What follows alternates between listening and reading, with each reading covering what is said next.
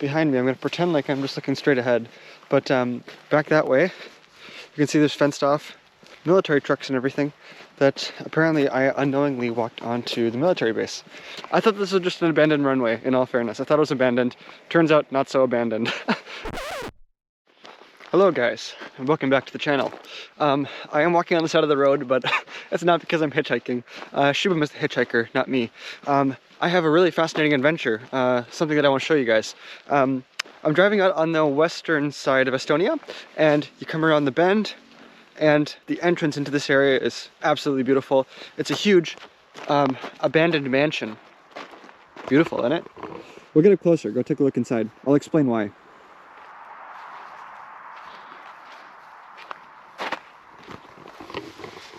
Alright, so we've reached the castle. We'll go inside and explore in just a moment, but first I kind of want to explain just a bit of the story. We got a nice car passing by.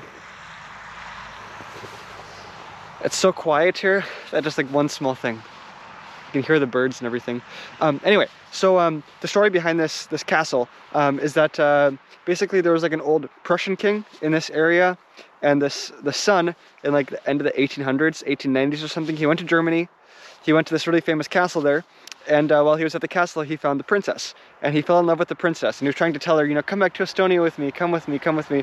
And the girl said that she loves him and everything, no problem there. But the problem was that she was so fond of her dad's castle that she didn't want to leave the castle. And so he made a deal with her. He said that if I build you the exact same castle, will you marry me and come with me? And she said, yeah. So he was all happy, so giddy. He came back to Estonia, and he started building this huge castle then. And it's like an exact replica of the castle that's in Germany.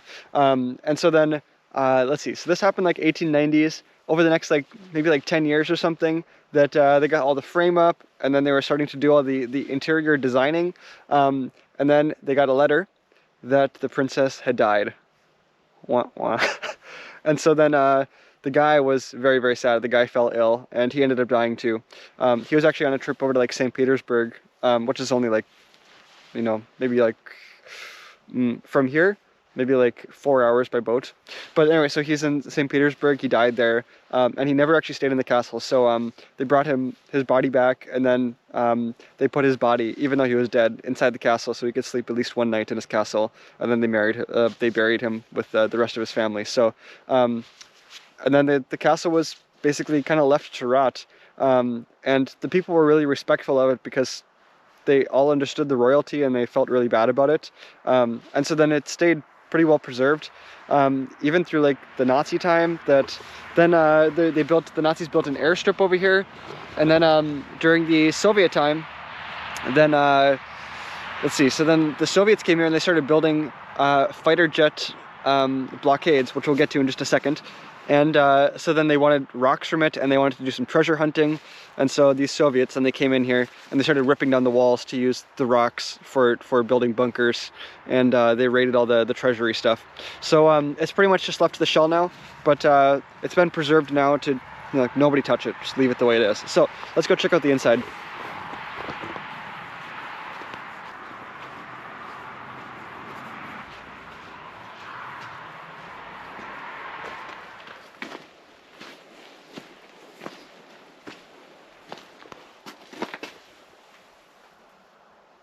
It's a really kind of like sad place.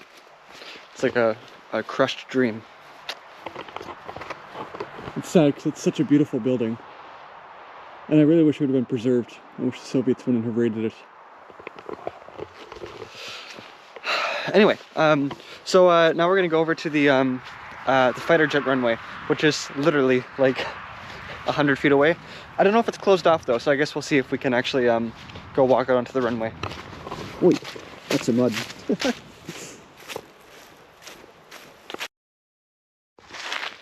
Actually, you know what? Here's the spot I was tripping in mud. Get past that. It's actually right here. So I'll keep going out into it, but it's a proper, I mean, Soviet fighter jet runway. So let's go check it out.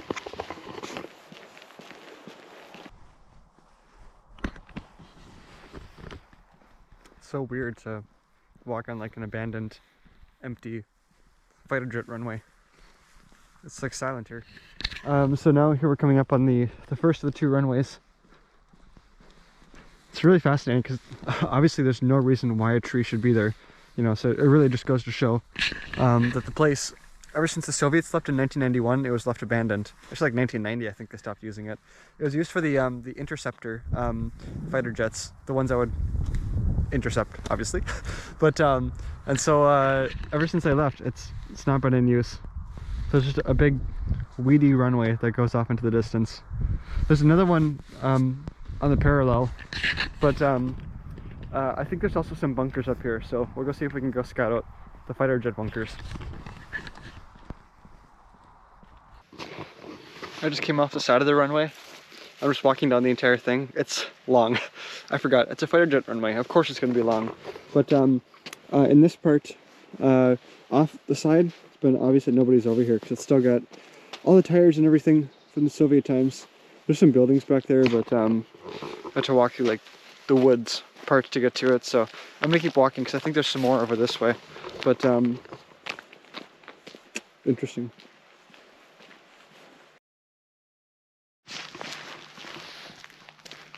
Well, it seems to be that I've walked too far. I'm not going to show too much behind me. I'm going to pretend like I'm just looking straight ahead. But back that way, you can see there's fenced off military trucks and everything that apparently I unknowingly walked onto the military base. From what I understood, it was an abandoned runway, but it looks like it's a new installation. There's newer trucks, it's a new fence and everything. So maybe they brought it back into operation. I don't know, maybe it's because of the whole Russian aggression stuff that's going on right now. Maybe they opened it up in the last few years, I don't know. But I'm just gonna keep walking back this way. I'm not supposed to keep walking that way. So we're gonna see if we find anything else on the other side of the runway. Okay, now I'm walking across the side of the airfield, away from the military. Like I was saying, I can't really talk about it. I wasn't gonna pull up my camera and just start vlogging right in front of them, but there's a huge chain link fence, big signs in Estonian and everything that say like stop, halt, military, and then it had like no walking, and then it also had like the sign like you're on camera. So very nicely, we're just gonna walk away. Hopefully no one says anything. So as I'm walking over to the other end of the airfield, then there's this stuff. I'm really hesitant to go into these kinds of post-Soviet buildings because I never know if there's actually someone inside of it. I don't know. It looks like a munitions building maybe. But let's walk around to the other side. I wonder if there's any aircraft holding areas over here. There were some at that military zone. Obviously I couldn't film it, but they put on new gates and everything, and it was newly refurbished. So let's come over here. We'll see if we find any old ones.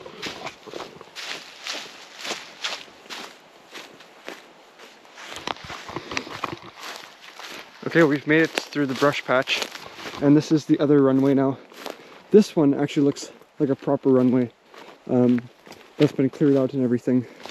See if we can get over here. It actually makes me concerned that if it is an active runway, that maybe I shouldn't be walking over here. Oh, I'm getting snagged. You know, when Soviets build airfields like this, I don't really want to walk through the grass to find a new path. I would not be surprised if there's landmines or any of that kind of stuff in there. Maybe it's been cleared out, I don't know. This one looks like a proper runway. Maybe this one's could be functional now. I'm gonna walk on the side. Okay, so I kept walking and walking and walking. Now as you can see, we've reached the end of the runway. I guess it's not very often that you get to say you got some good exercise. Whoa. Some machinery. That scared me. I'm like always like looking to like see if there's a plane. If there's a plane coming, I don't know if it's a small plane, if anything, because it looks like it's an active runway. At the other end, there's like rubber and everything on the ground, like indicating that's been used. So anyway, now like I said, it's not every day that you get to walk on an abandoned Soviet runway, but our prize did work, because it appears over here that I see some remnants of some fighter jet garages. So we'll go see if we can figure it out. I don't know if you see like there's a truck on the side. Maybe there's people there. Maybe they're actually doing something. Maybe I'm where I'm not supposed to be. I thought this was just an abandoned runway, in all fairness. I thought it was abandoned. Turns out not so abandoned. All right, let's go check it out.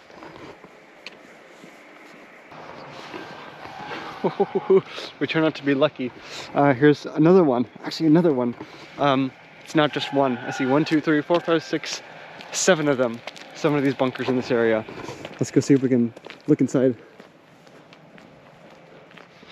I take that back. A magical number 8 coming into view. Now, of course, you can imagine, you can see how they're all covered up with grass and dirt and everything.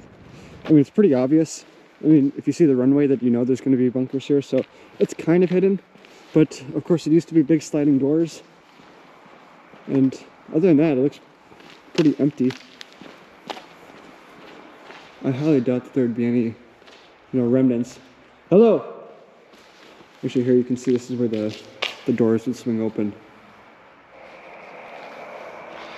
This big second one here. This one appears to be in the best shape. There's no graffiti really on this one, and this one still has all of the color-coded markings. So I'm assuming then this area would be walking, and the fighter jet would fit on this side. 1991. 91. I'm assuming that's what it means.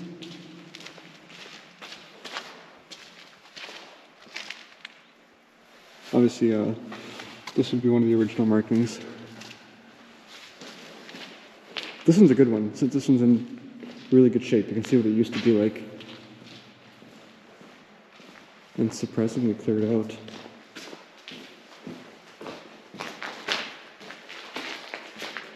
Maybe this is for when you start the jet, that it's basically a tunnel to push all the air out, rather than making a huge boom.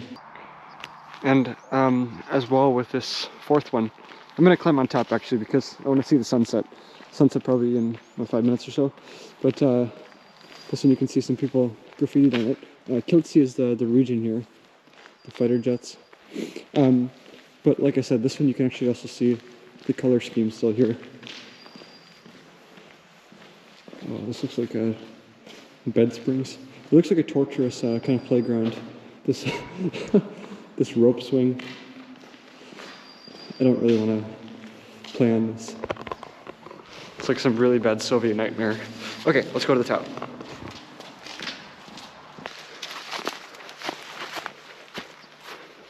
Oh, golden up here.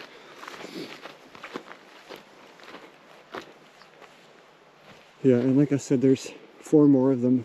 Anyway, let's sit up here for the sunset, and then we'll go.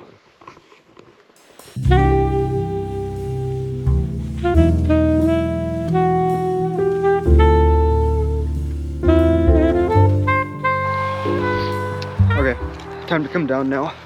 When the sun sets, it's time to leave these military sites like this. I'll put like the link up there in Montenegro. A really scary experience at a military site like that, submarine tunnels after dark. And you probably saw in the clip like some of those planes going across. Those were Russian planes that are trying to avoid EU airspace, and so they're all going across the northern coast of Estonia. Anyway, that's gonna wrap up the video. The GoPro is just about dead, so it's going on and off. So time to end the adventure. I'll see you guys later. Good night.